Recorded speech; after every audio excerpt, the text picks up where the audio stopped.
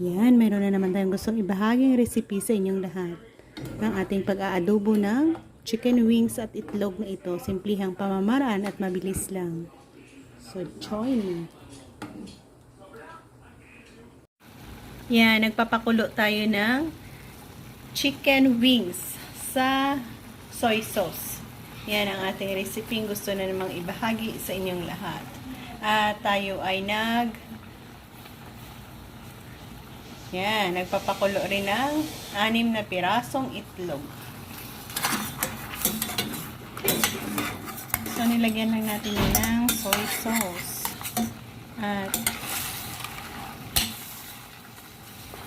tapos yan, igisa natin sa mga sangkap na ating kailangan dyan.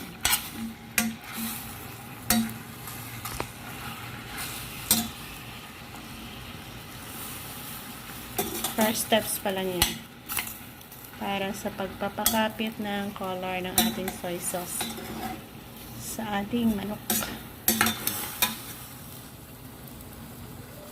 So yan, i-off muna natin at hintayin natin mag-okay ang ating itlog. Saka natin igisa ulit yan. So yan, ayan na may kulay ng ating manok at yan, cover. Hayaan nating mag-steam cook pa dyan. Yan, mag-start na tayo sa pag-isa. Lagay natin ang ating used oil na pinirito natin yan sa ating baboy. Sabay na natin ilagay ang onion, garlic, at ginger.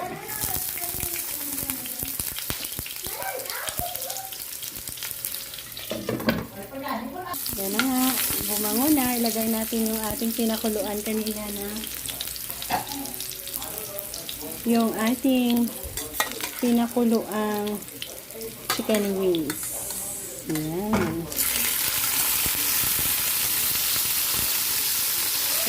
Pinabilis natin ang pagkapit ng ating soy sauce yan.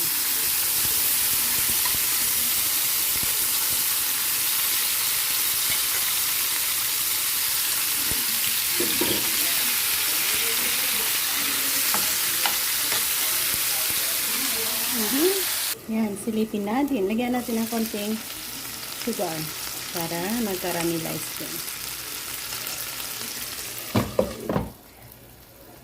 Mabilis lang ito.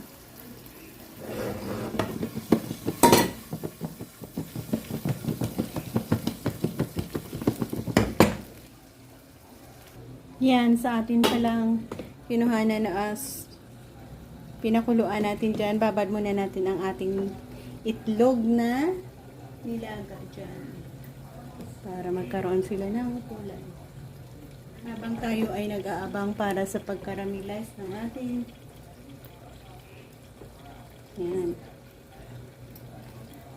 ng ating manok.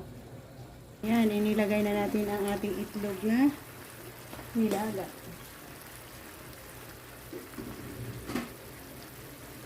Lagyan natin ng konting vinegar.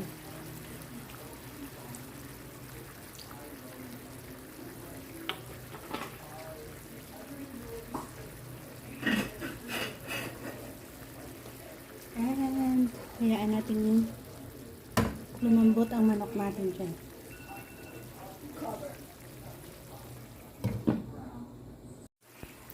Yan. Add natin ang pampalapot natin, cornstarch mixture natin.